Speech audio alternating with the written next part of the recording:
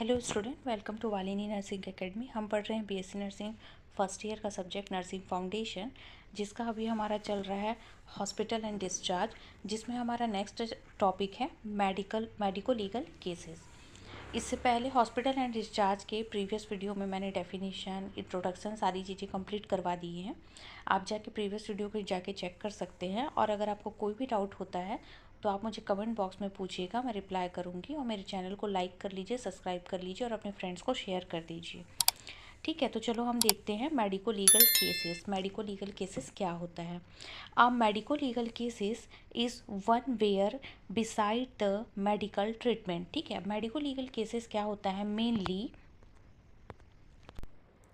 ऐसे केसेस, ठीक है, जैसे कि कोई दुर्घटनाएं हो गई, आत्महत्या हो गया या यौन उत्पीड़न हो गया, इस टाइप का कोई भी ऐसा मामला जो आपका कानूनी एजेंसियों के द्वारा जो जुड़ा हुआ रहता है। ठीक है, मतलब इन मामलों में आपका पुलिस जांच होगा। ठीक है, जो बताएंगे कि उस बीमारी, उस चोट का क्या कारण है। ठीक है, उसमें जो आपका चोट है वो उसको हम लोग गंभीरता से तय करने के लिए आपका चिकित्सा और कानूनी प्रक्रियाओं के साथ इसे हम लोग जोड़ते हैं। ठीक है, तो इसे हम लोग बोलते हैं मेडिको लीगल केसेस। ठीक है, मतलब इस टाइप का चीज़ें इसमें क्या होता है आपका मेनली मेडिको लीगल केसेस में कोई भी ऐसी दुर्घटनाएं या कोई भी ऐसी बीमारी होती है या फिर कोई भी ऐसा चीज़ होता है किसी पर्सन के साथ, जैसे कि आत्महत्या मैंने जो आपको बताया, या यौन उत्पीड़न आगे हम जो पढ़ेंगे।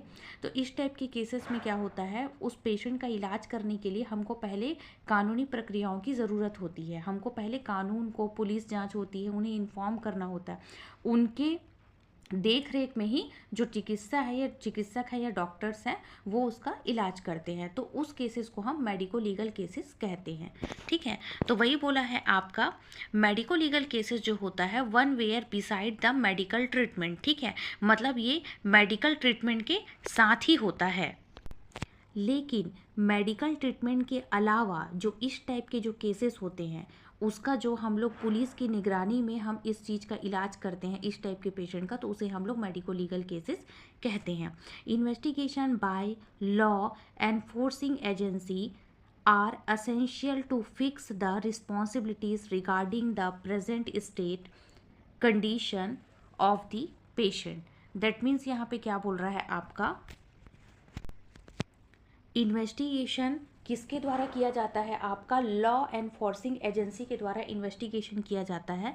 जो लॉ एनफोर्सिंग एजेंसी होती है वो एजेंसी जो कानून को लागू करती है। ठीक है, जो जरूरी होता है, असेंशियल होता है to fix the responsibility regarding the present state condition of the patient. जो आपके लिए, जो हमको इलाज के लिए, ठीक है, वो बहुत ज़्यादा एक ज़रूरी होता है और एक फिक्स रिस्पॉन्सिबिलिटी होती है जो आपके प्रेजेंट स्टेट में, ठीक है, मतलब जो एट प्रेजेंट आपके पास पेशेंट आया है, कैजुअलिटी में जिस हालत में पेशेंट आपके पास आया है, उस एट प्रेजेंट सिचुएशन में जो भी पेशेंट का स्टेटमेंट होगा और जो भी पेशेंट का कंडीशन होगा, उस कंडीशन के अकॉर्डिंग ही हम फिर उसका ट्रीटमेंट करना चालू करते हैं। और ये इन्वेस्टिगेशन जो होता है वो लॉ एनफोर्सिंग एजेंसी के द्वारा किया जाता है, मतलब उस टाइप की एजेंसी जो कानून को लागू करती है। ठीक है, तो उस कंडीशन में हम क्या करते हैं, पेशेंट का इलाज करना शुरू करते हैं। तो ये आपका मेडिको लीगल केसेस कहलाता है।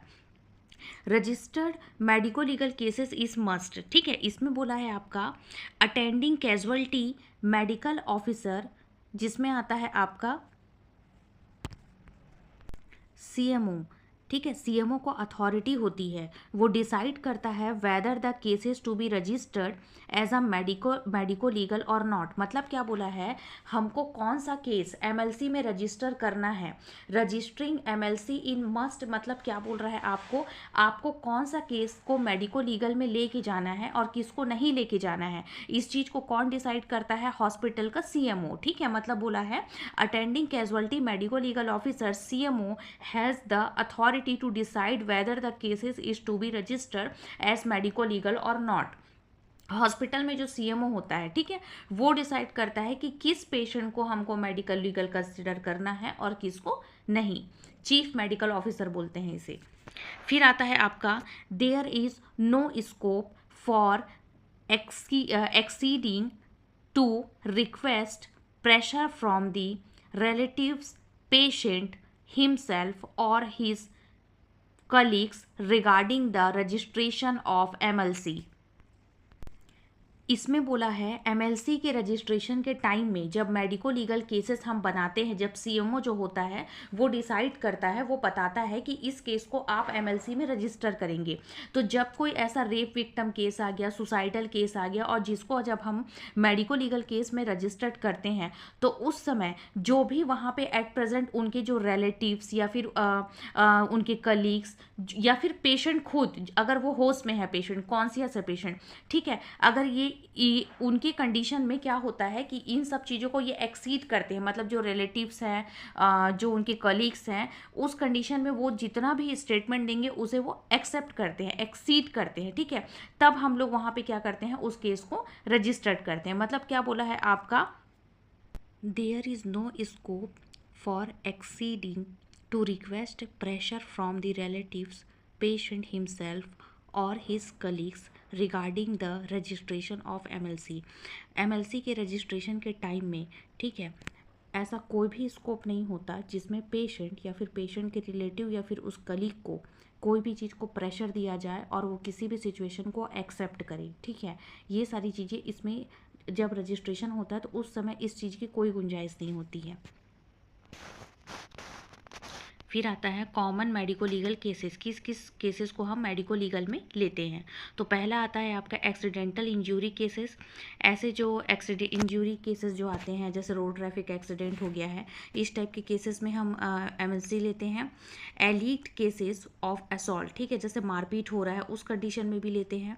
बर्न, जलाने की सिचुएशन में भी हम लेते हैं। एल्कोहलिक इंटॉक्सिकेशन, ठीक है, एल्कोहल से आ रहे हैं पेशेंट जो होते हैं उनको लेते हैं। फिर snake and insect bite, then आता है आपका साइटिंग केसेस, मतलब यहाँ पे क्या बोल रहा है, वही जो कीड़े मकोड़े या फिर सांप के काटने से पॉइजनिंग केसेस जो बोलते हैं ना, उस कंडीशन को भी हम मेडिको लीगल में लेते हैं, कंसिडर करते हैं। अनकॉन्शियस या फिर आता है आपका कोमा स्टेज पेशेंट, जो कोमा स्टेज के पेशेंट होते हैं उनको भी हम, जैसे अगर आपके पास कोई अनकॉन्शियस पेशेंट आ गया, कोमा के स्टेज का पेशेंट आ गया, तो उसको एमएलसी में लेंगे कि ये पेशेंट इस तरह कैसे चला गया, हमको वो जानना रहता है। फिर आता है आपका क्रिमिनल अब्रॉशन, मतलब क्या बोल रहा है आपका, पेशेंट का कोई क्रिमिनल रिकॉर्ड है अगर पहले से, उस कंडीशन में होगा। ड्रग ओवरडोज है, अगर वो ड्रग ले रहा है, या फिर आपका आता है एनाफिलैक्सिस रिएक्शन, कोई भी ड्रग्स के रिएक्शंस की वजह से हो सकता है। फिर आता है death on arrival to patient, कोई पेशेंट अगर मृत अगर हॉस्पिटल में आया है तो भी हम उसे एमएलसी में लेंगे। फिर आता है सडन अनएक्सपेक्टेड डेथ केसेस, ठीक है, अचानक से डेथ हो गया है पेशेंट का, उस कंडीशन में लिए, जैसे पेशेंट आया कैजुअल्टी में और डेथ हो गया। फिर सर्जिकल डेथ हो सकता है, या फिर एनेस्थेटिक डेथ हो गया, मतलब यहाँ पे क्या हुआ, पेशेंट की सर्जरी हुई और उस कंडीशन में डेथ हो गया, तो भी रिलेटिव्स जो होंगे वो बोल सकते हैं कि अगर कोई दिक्कत हो रही है तो वो केस कर सकता है। और एनेस्थेटिक डेथ, अगर एनेस्थीसिया दी है उस कंडीशन में भी हो रहा है तो भी हम उसे एमएलसी के केसेस में रजिस्टर करेंगे। इंपॉर्टेंट है MLC common medico legal cases कौन कौन से हैं, ऐसा करके एग्जाम में पूछता है, आप लोग इस चीज़ को याद कर लीजिएगा। फिर आता है medico legal cases, the following cases should be consider as a medico legal as such as the medical officer is duty bound. मतलब यहाँ पे क्या बोला है आपका कि ये जितने भी केसेस जो बताए गए हैं इसे हम लोग एमएलसी के केसेस में कंसिडर करते हैं, और ये इस एमएलसी है कि नहीं ये कौन बताएगा, आपका मेडिकल ऑफिसर बताएगा, जो आपका ड्यूटी डॉक्टर होगा। मतलब उस समय जो भी सीएमओ ड्यूटी में प्रेजेंट होगा, जो भी डॉक्टर ड्यूटी में प्रेजेंट होगा, मेडिकल ऑफिसर, वो इस चीज़ को बताएगा, ठीक है। फिर आता है admission and discharge. Whenever a medico legal case is admitted or discharged, the same should be intimated to the nearest police station at the earliest. मतलब क्या होता है, जब मेडिको लीगल केसेस जो एडमिट होता है, मतलब एमएलसी के पेशेंट जब एडमिट होते हैं या फिर डिस्चार्ज होते हैं, तो तुरंत आपको नियरेस्ट पुलिस स्टेशन जो होता है उसको सबसे पहले जाके इन्फॉर्म करना होता है। फिर आता है it is always better to inform the police through the casualty of the hospital where the medico legal registered is usually maintain. मतलब क्या बोला है आपका, हमेशा ये बहुत अच्छा रहता है कि आपको पुलिस को इन्फॉर्म करना होता है कि इसके कैजुअलिटी में जो हॉस्पिटल्स में जो भी ड्यूटी नर्स होते हैं, जो काम करने वाले जो वहाँ वर्कर्स एम्प्लॉय होते हैं, उनके थ्रू वो क्या करते हैं, मेडिको लीगल केसेस जो रजिस्टर्ड होता है वो क्या होता है, उसे मेंटेन करने के लिए हम सबसे पहले नियरेस्ट पुलिस स्टेशन में इन्फॉर्म करते हैं। ओके फिर आता है आपका नेक्स्ट, वाइल डिस्चार्जिंग और referring the patient care should be taken to see that the receive the discharge card. मतलब क्या बोला है, अगर हम पेशेंट के डिस्चार्ज, अगर पेशेंट का डिस्चार्ज हो रहा है या फिर हम लोग किसी पेशेंट को रेफ़र कर रहे हैं दूसरे हॉस्पिटल में, तो उस टाइम आपके पास बहुत ज़रूरी है कि आपके पास डिस्चार्ज कार्ड होना मस्ट है। मतलब आपके पास हॉस्पिटल के डॉक्यूमेंट्स, हॉस्पिटल के पेपर, हॉस्पिटल का डिस्चार्ज कार्ड, ये एमएलसी का रिकॉर्ड, ये सारी चीज़ें प्रेजेंट होना ज़रूरी होता है। फिर आता है police have to be inform before the said patient leaves the hospital. Hospital से जाने से पहले आपको पुलिस को इन्फॉर्म करना होगा। एमएलसी पेशेंट जो होते हैं वो इन्फॉर्म करते हैं। नेक्स्ट है आपका death of the person admitted as a medico legal cases. ठीक है, मतलब इसमें क्या बोला है कि अगर एमएलसी का पेशेंट अगर एडमिट है और उस कंडीशन में उसका डेथ हो गया, आप समझ रहे हो, अगर कोई किसी पेशेंट का क्रिमिनल रिकॉर्ड है, असॉल्ट हुआ है, मारपीट हुआ है, उस कंडीशन में अगर पेशेंट का डेथ हो गया है, तो आगे क्या क्या होता है ये हम नेक्स्ट क्लास में पढ़ेंगे। ठीक है, आपको कोई भी डाउट होता है तो आप मुझे कमेंट बॉक्स में पूछ सकते हैं, मैं रिप्लाई करूँगी। मेरे चैनल को लाइक कर लीजिए, सब्सक्राइब कर लीजिए और शेयर कर लीजिए। Thank you.